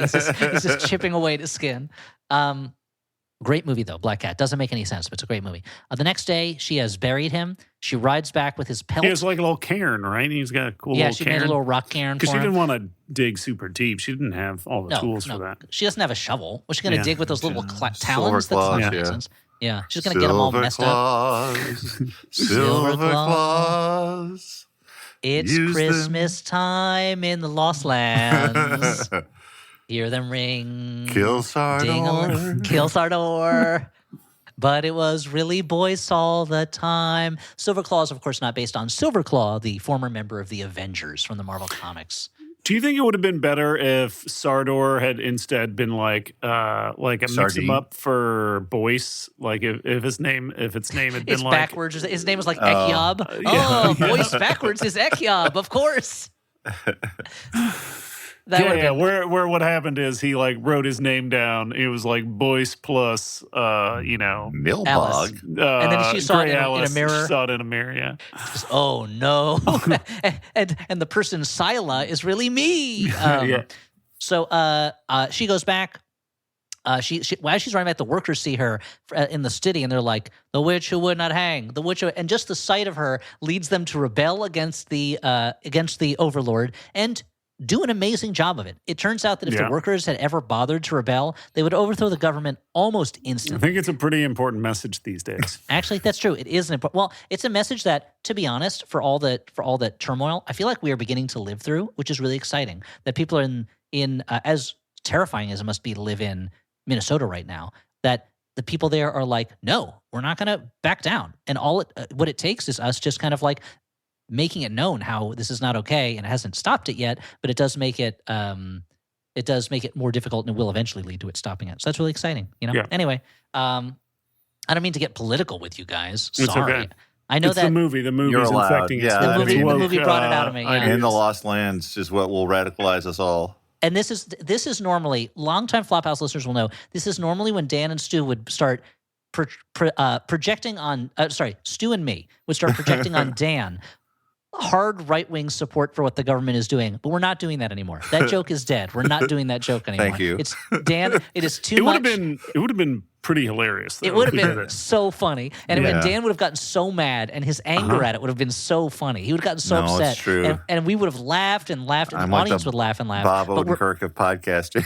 Exactly, but we have crossed the Rubicon on that. It is no longer funny Don't to worry. project hard right I'll get ideals mad on at Dan other that he doesn't stuff. have. That's good. Yeah, don't worry, we'll find it. Just earlier this episode, when we kept interrupting him, you should have seen his face. He was getting pissed, and it was hilarious. Yeah, he looked like a real tomato over here. Yeah, I was like, Tomater. Attack of the Killer Danmatos? What's going on here? Are tomatoes the most angry thing? Yeah, because they're all red. Oh, he was I talking about, got he was it. talking about Toe Mater, the character Mater from the Cars universe. Yeah. We're like, Dan was If you turning got into a towed, hillbilly pickup tow He'd be truck. so mad. Yeah. He's Like, so that's mad. my job. Yeah. And where do they attach the fucking tow hook to between his teeth? Oh boy, yeah. It's already got a big gap there. Yeah. No, but the tow hook is in the back because it's a tow truck. Right? Oh no, his is. but- Yeah, Oh, if they're when he picks towing on the him. bill. Oh yeah, well it's the equivalent of if you took a knife and just stabbed it into someone's throat. That's what he's doing with the tow yeah. hook. Yeah. Okay. Disgusting. So anyway, Alice gives Boyce's pelt to Jariah, and she's like, I killed Boyce, so I fulfilled your wish. I knew what you really wanted was that the queen would not be in love with Boyce, but with you. So I fulfilled the queen's wish. Here's the pelt. I fulfilled your wish by killing what you really wanted, by killing Boyce. And now you can have the queen. But the queen is so distraught at Boyce's death, which Jariah really shouldn't have told her about, that she goes, you did this, and kills him. Mm-hmm. So the workers storm the castle. Sunlight hits the pelt, and it burns away into sparks, which fly back to Boyce's grave, which starts shaking. Oh, what is this, the end of the League of Extraordinary Gentlemen movie? Yeah. Now, It is. Alice wakes up in her throne room, and Boyce is returning with his gun. And now And a we're tail. did he have a tail?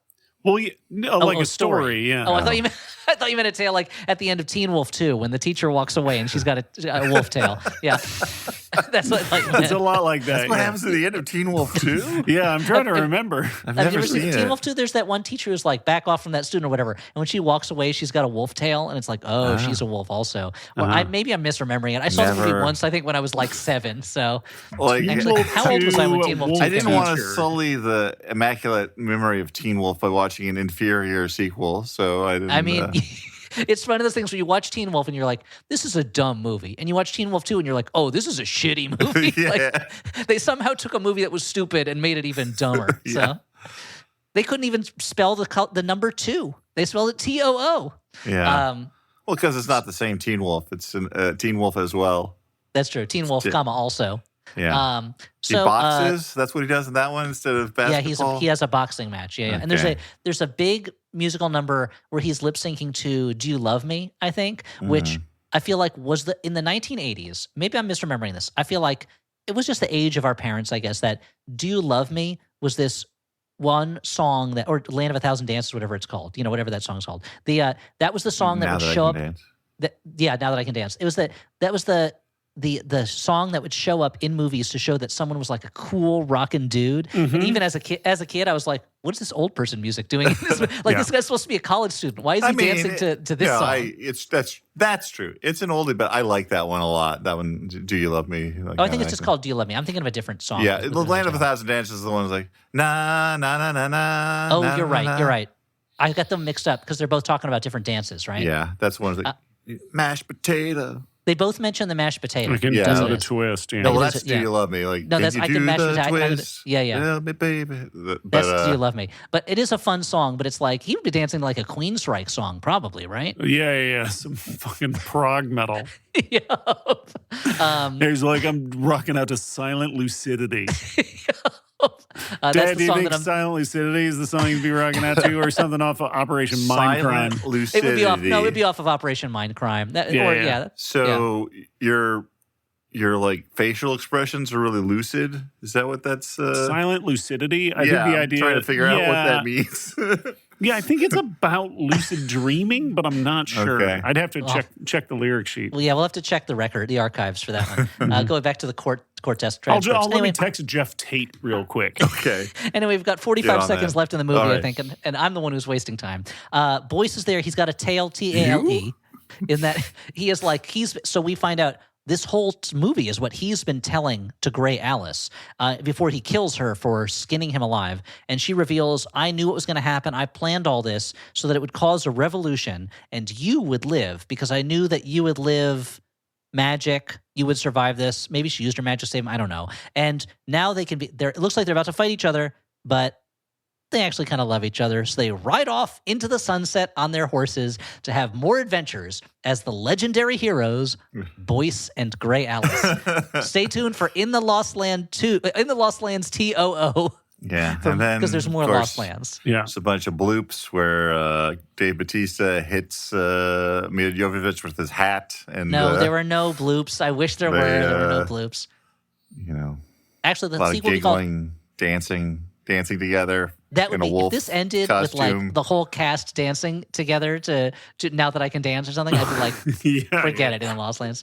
And the sequel should be called In the Lost Lands, Lost Lands Found. That should be the name of the sequel. Yeah. But there will be no sequel. Guys, so final judgments. Final Was this a judgments. good bad movie, a bad movie, or a movie you kind of liked? Yeah. This is a bad movie for me. I went into it with a certain amount of like, oh, maybe this will be fun. Maybe this will be fun trash. I like these people. You know, it'll be silly or whatever. And I just got so bored by, like, I just wasn't able to follow a lot of the sort of like ins and outs of it because not because I didn't have the brain power, but because the movie didn't Well, give me. we don't know that. Well, maybe it's, but because the movie didn't give me like reason enough to care to like really work at it. You know, like I texted you guys, I think that like it's rare that I like care less about why a movie is happening. And that was the big problem. So I bad for me. Yeah, I'll throw this kind of this is a bad movie that like occasionally has moments that I feel like are good bad. But yeah, it's like it's a mess. It doesn't quite scratch the itch of the like direct-to-video adventures that I have affection for. I feel like there's too much emphasis put on action sequences that aren't particularly interesting. It's just not a lot of fun. Not enough juice here. Yeah, I would also call it bad. I feel like it is.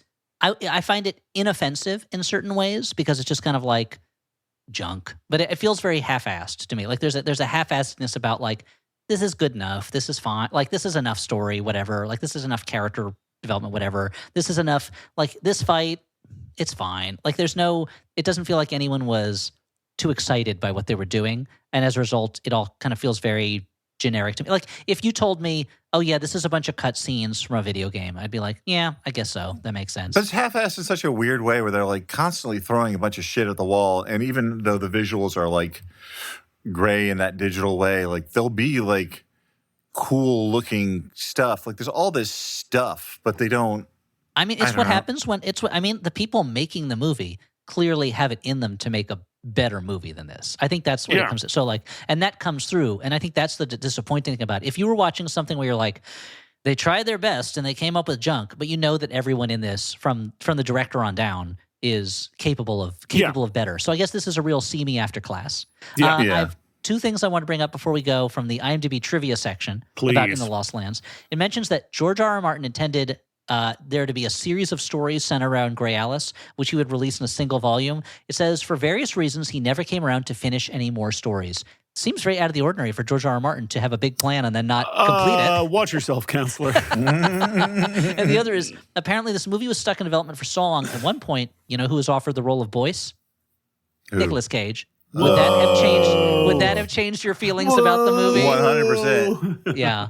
Can you imagine Nicolas Cage in this movie would make it much more fun? He'd make some out of the ordinary, like you'd never think of it character choice, and it would change things around. Because he would have telegraphed that he's a werewolf from scene 1. Yes, that's true. And then instead of a digital Nicolas Cage werewolf, he would have been like, I insist on being the werewolf. He'd be like, I need you to put fur on me. I'm going to do it. I want to do it the same way they would have done it in the 30s. Make me a Lon Chaney Jr. Wolfman. Yeah, would have been great.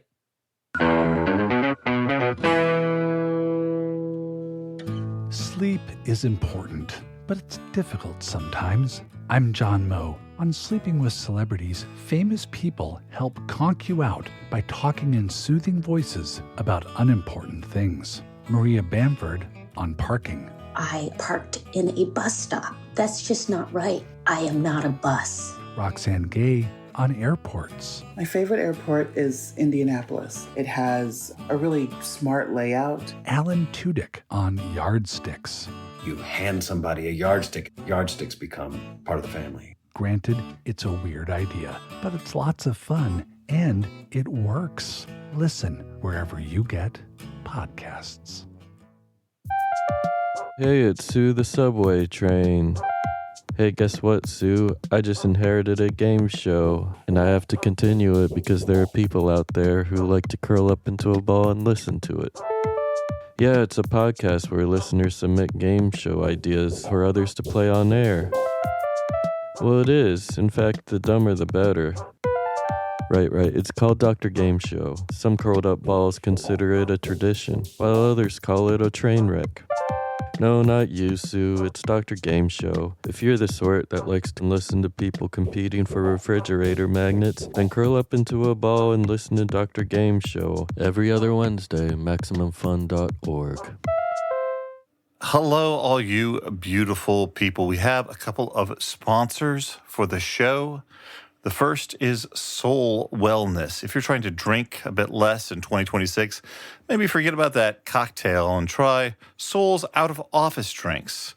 You get the same relaxing vibe with zero alcohol and zero hangover. How? Well, Soul makes feeling good simple with delicious hemp-derived CBD and THC products.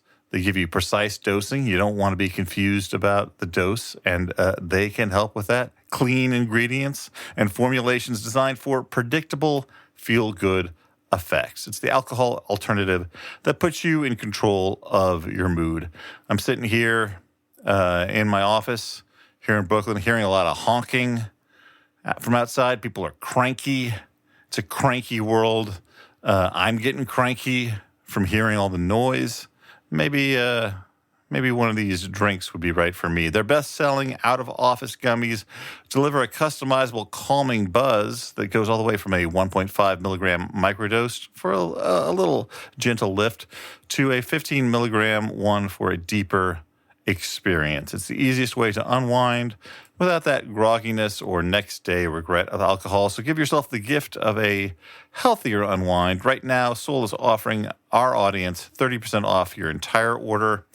You can go to getsoul.com and use the code FLOP, F-L-O-P, that is getsoul.com, promo code FLOP for 30% off. And we are also sponsored this week by Squarespace.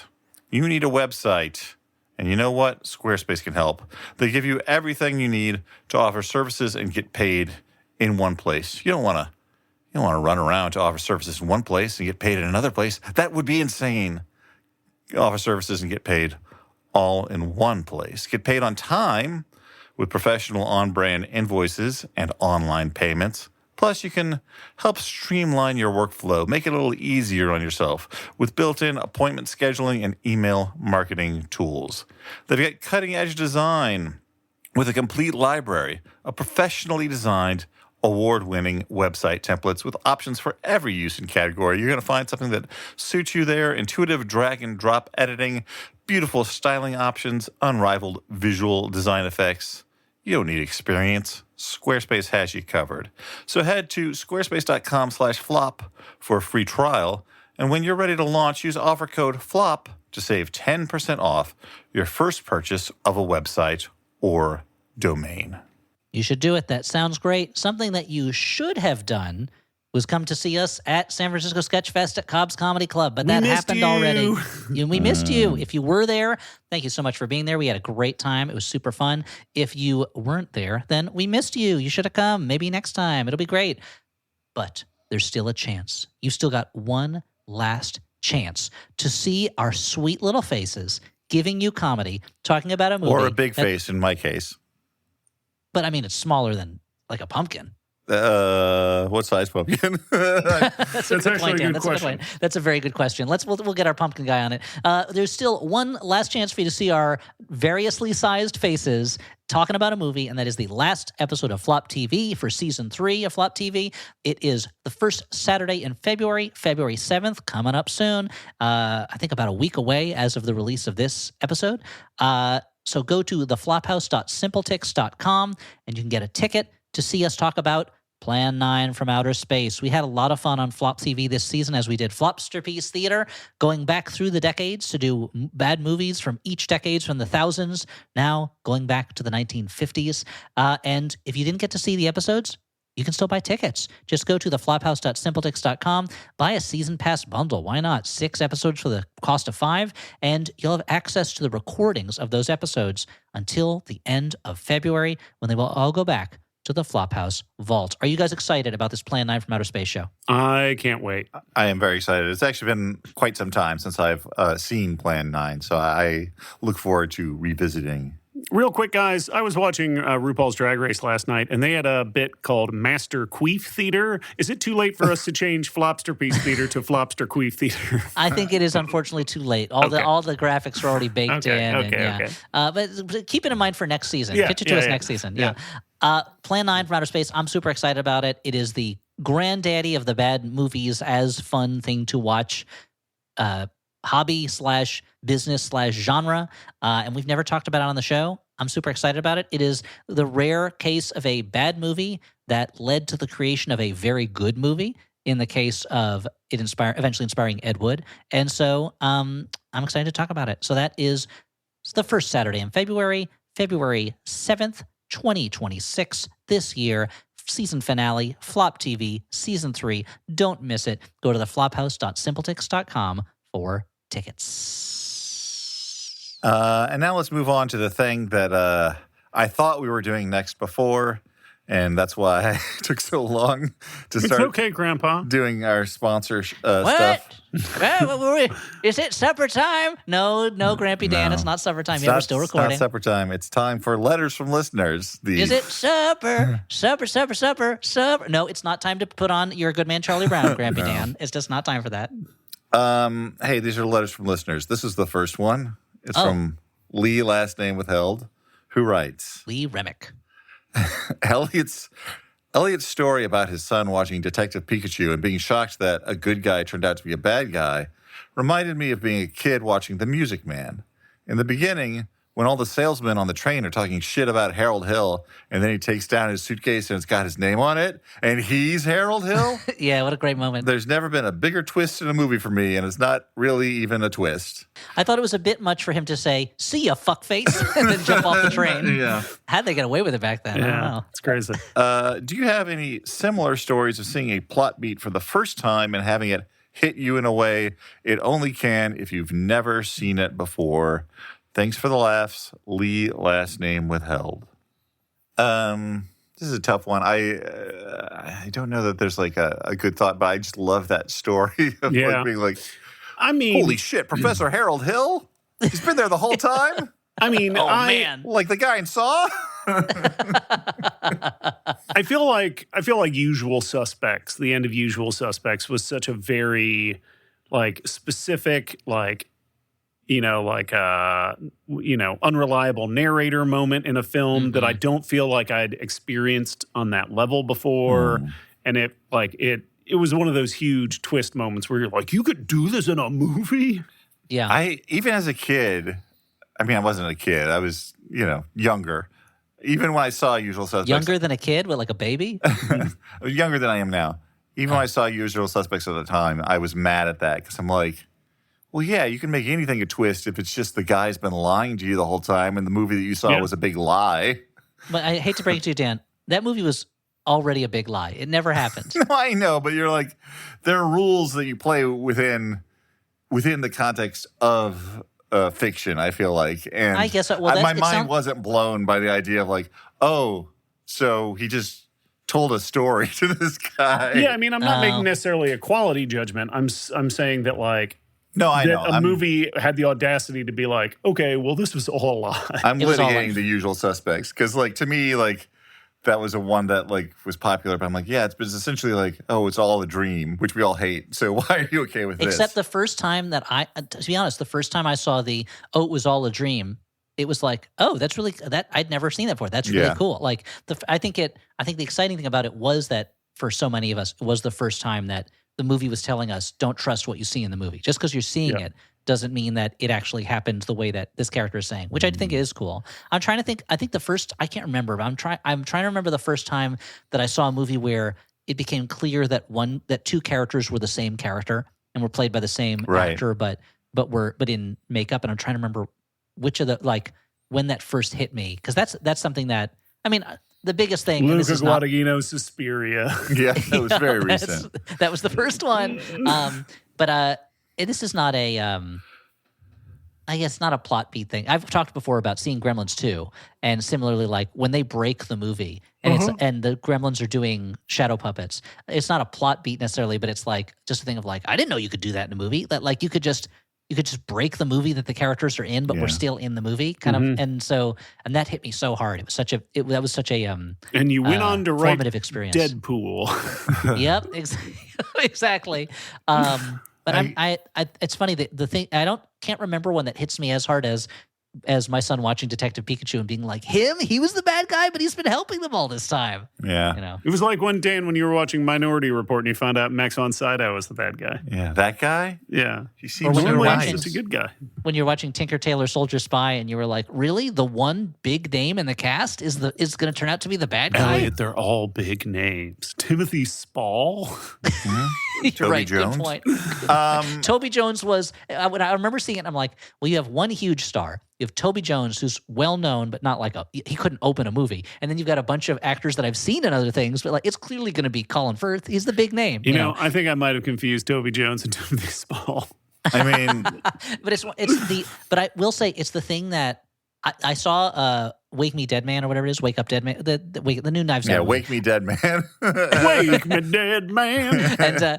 And I will say that Elliot, stop using a dead man as your alarm clock. It's not no, reliable. I rigged it so that at 6 a.m. he falls on top of me. You better believe it wakes me up. I feel like Hellboy has one of those, right? Yeah, probably. Yeah, it's just he has a zombie that wakes him up. But watching that, there were times when I was like, there's a few too many famous people in this movie, but at the same time, It's all those movies. It removes that. I mean, it's all of them. It removes that element of, well, you know who it's going to be, because if they're all famous, then Yeah. you can't say, oh, this is the person they're paying the most money, so they're going to turn out to be important to the plot. You know. Also, a few too many famous people. Like, to me, that's one of the best things about those movies is bringing back the idea of, like, here's a star-studded mystery, you know? I think the issue I have is less that it's too many famous people and more that with the second and third movies, I have a lot of trouble believing that those characters actually have relationships with each other. Like in the second one, I'm like, there's no way these characters were ever friends with each other. And now like that they get before they became rich or whatever. And in the third one, I had trouble believing that those characters were all like members of this church. But once I get over that, they're super fun movies. They're really well done, you know. Anyway. Actually, I really liked that new one a lot. Yeah. Recommended it on the good. show. I know.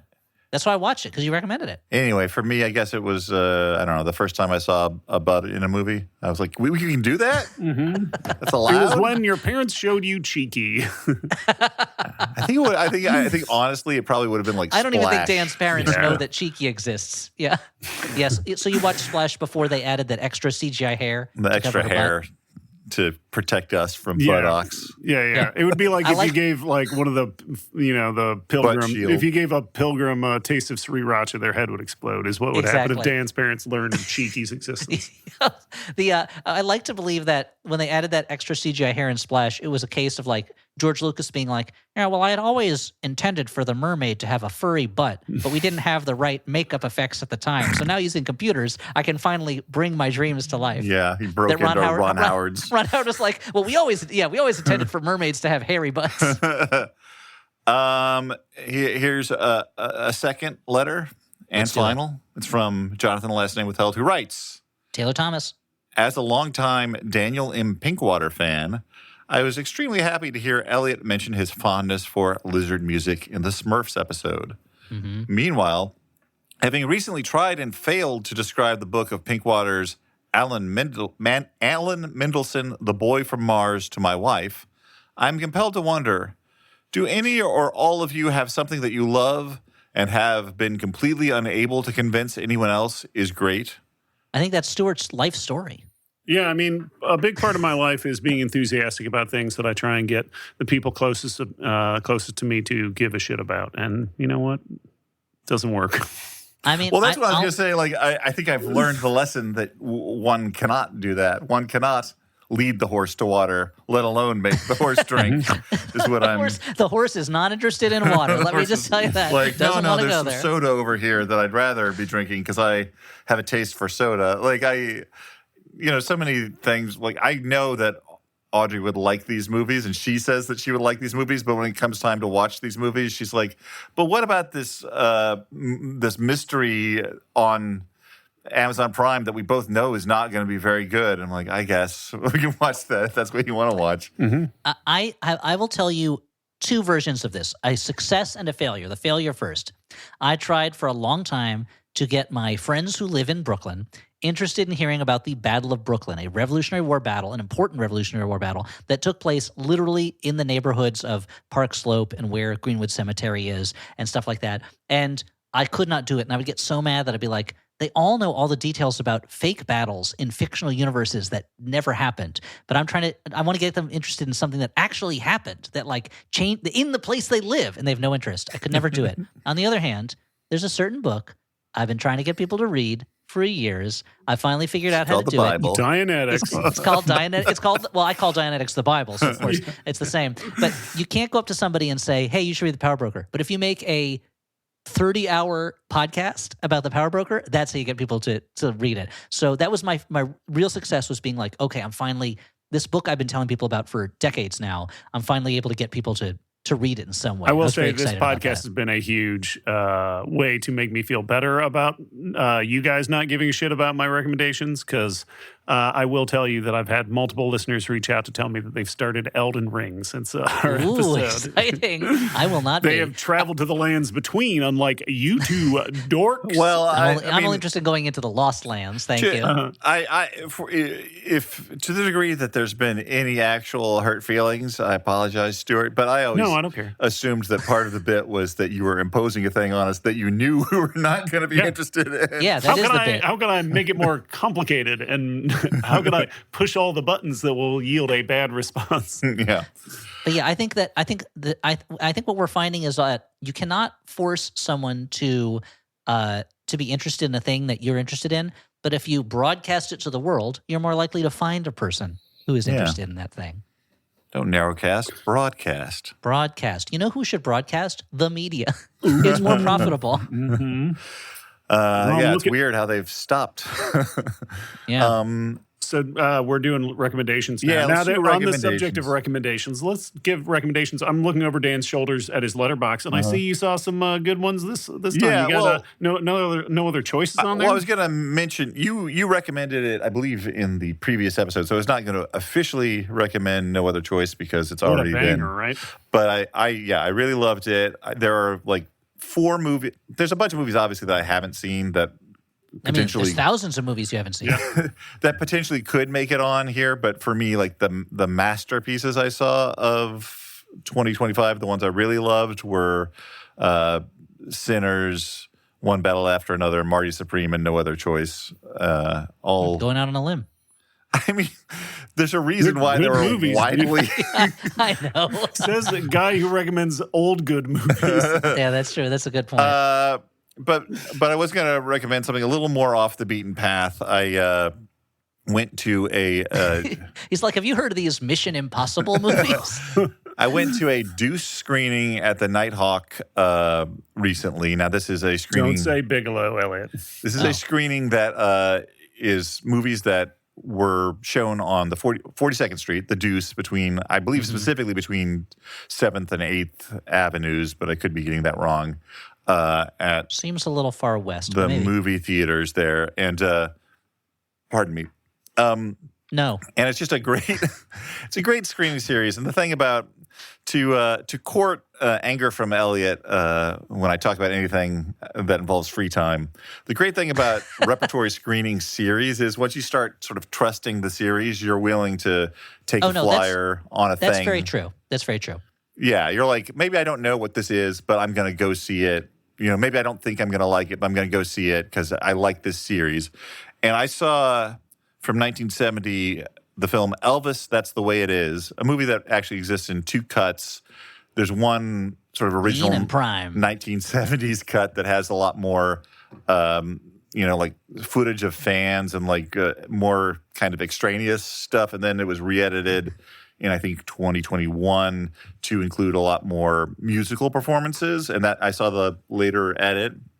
But I'm not a particular Elvis fan. Like, I'm like, oh, yeah, there's some good songs. Whatever. Elvis. I know he was meaningful to a couple generations before mine, but I never was He was a into hound dog. I get it.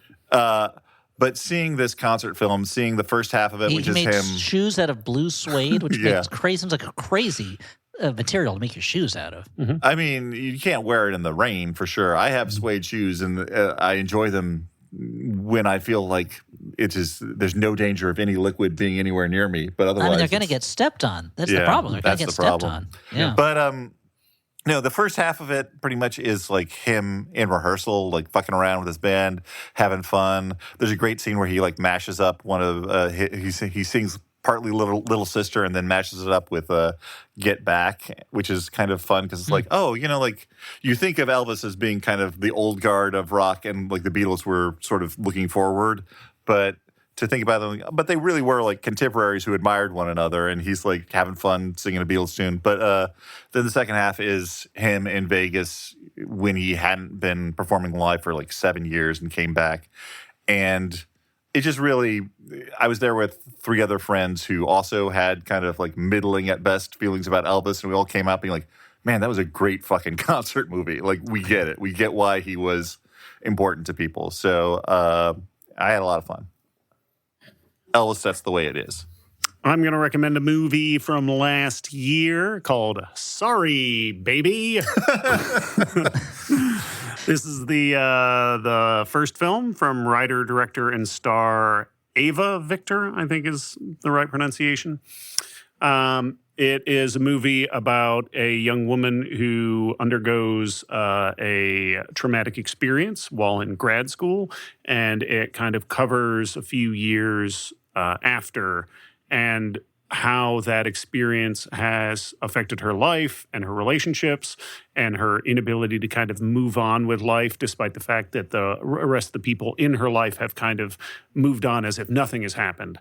And I think it's a really beautifully told story. It's shot really well. It's a very striking first feature in that it is, I feel like it's controlled in a way and confident in a way that you don't often see. I thought it was really charming, and it has my favorite cat performance of the year from a cat actor. A lot of competition this year? Oh yeah, it was filled to the brim. This year was filled to the brim with delicious cats. What are you, Alf? No. They must have done some joke on Alf about him going to see cats and being like, "Oh, it's like a buffet. my I don't know where to God, start." Yeah. He's been kicked out of that theater so many times. Yeah, they must have done that. Fans, write in if you remember a joke on Alf about him being kicked out of a the performance Winter of Garden Cats. has his picture up on the Do not serve this man. Do not admit this puppet / alien. Known I'm gonna aliases, Gordon Shumway. I'm going to recommend. My recommendation, I think, is going to be a qualified recommendation. I'm recommending a movie that I'm not sure that I like. Well, if it's particularly. qualified, we'll give it the job. Yeah. Okay, that's. I mean, it's not. It's slightly qualified. Slightly Okay. qualified. But I think I'm going to recommend more because I think maybe it'll bring attention to the movie it's a remake of. But Yorgos Lanthimos' most recent movie, Begonia, which is a remake of a movie that I always really liked a lot. It's called Save the Green Planet, which is a Korean movie that came out in 2003, and I saw it when it first came out. I did not realize it was a remake of Save the Green Planet. Yes, and Save the Green Planet is such a bonkers movie in a way that I really love. That's one of those movies where when I first saw it, it was one of the first kind of like modern Korean movies that I'd seen. It was like I saw that around the same time that I saw like Old Boy, I want to say. And it was like, what's going on in Korea? They're making amazing stuff. Yeah. And then they kept doing it. Yes, and they keep on doing it. They won't stop. And Yorgos Lanthimos is a filmmaker who about half his movies I love, and half of them I don't particularly like at all. I'm not quite sure where Begonia falls on that scale, but it's the story of these two guys. They are convinced that the CEO of a pharmaceutical company is an alien from outer space, and so they kidnap her to try to get through her to the other aliens in order to save the Earth because they think the Earth is in danger from them. And you don't know. They seem like crazy people, but in this version of it, Emma Stone plays the CEO, and she is like so encased in corporate speak and kind of like how a corporation talks to people that there are scenes that are really interesting because it is people who are enmeshed in conspiratorial thinking trying to communicate with someone who's enmeshed in corporate thinking and talking, and they really cannot communicate with each other. And it's a super grim movie. It gets much grimmer and sadder than I really wanted it to, and much grimmer and sadder than the original, which has a kind of cartoony, kind of like manicness to it. But I will say, I think the ending of the movie is really powerful, and I think the ending of Begonia has actually pulled off better than the ending of Save the Green Planet. And so I'm kind of, I guess I'll recommend both. I'm going to recommend Save the Green Planet and Begonia to see like two different filmmakers handling the same basic story in two very different ways and what the strengths and weaknesses of that are. But I walked away from it being like, I did not enjoy watching this movie, but I think there's certain things that it handled really well and certain things it handled not as well. And so it's more of a, if this is the type of movie you like and you're on the fence, you might as well go and watch it. If it's not the type of movie, you don't like Yorgos Lanthimos' movie, then don't watch it. Thank you. It's not going to change Thank your you mind about it. Stuart shouldn't watch it. Thanks for qualifying that one for me. But like, there's certain of his movies that I really like, I really adore, like, and others that I think are, they just don't do it for me. And this one, I'm not sure where it fits. So I'm recommending it out of discomfort. And maybe that discomfort is what shows that there's something going on with it. You know, I don't know. Yeah, I mean, it's not uncommon for me to watch something and not enjoy the experience, but then, you know, after a little while be like, you know what? I'll give that movie credit. Like, Yeah. just because I didn't enjoy the experience at the time doesn't mean it didn't have a lasting effect on me. I feel like what was that last year was Smile 2. I remember watching and being like, I do not care for this. But then over time, I'm like, actually, that was probably the best horror movie of the year. I really like Smile too. I was not much for Smile, so I didn't have a lot of expectations. But Smile I haven't 2, seen either of them. How do they spell 2? just with the numeral. With the numeral, yeah. Oof. Now, okay. Well, I'll try it, but I don't. I now mean, I'm they really totally on could board have with done TOO. TOO because it's focusing on a different lady and different smiles. So There are different smiles. we all have different smiles, you know. Think about it. It's just like that Billy Joel the song. cover of an Aphex Twin record. No, Then you all got it's the the same smile. Same smile. Yeah. Same creepy smile. If you're in the Black Hole Sun video, same smile. Yeah, basically, yeah. Well, guys, this has been the Flophouse. We are on the Maximum Fun Network. Go and check out other shows on the network at MaximumFun.org. Go do it. I dare A you. lot of great ones. Also, we would like to take this moment to thank our producer, Alex Smith, who does a lot of great work for us, making this show listenable every week. And he also does great work for himself under the name Howell Doughty. You can listen to his music, see his Twitch streams, listen to his own podcast. Check him out. But for us, for the Flophouse, I've been Dan McCoy. I'm Stuart Wellington. I'm Elliot Kalin. Now.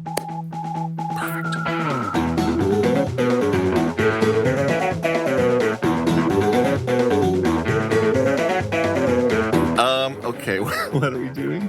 Podcast called- So this is a right, podcast sure. called The Flophouse. The Yeah. Okay, Flophouse. well, we haven't started it yet. Let me do it in the traditional manner, which is to say, Oh boy. to take off my pants. Oh, sorry. Scott Bakula just quantum leaped into me. No, wow. Maximum Fun, A worker-owned network of artist-owned shows. supported Directly by you.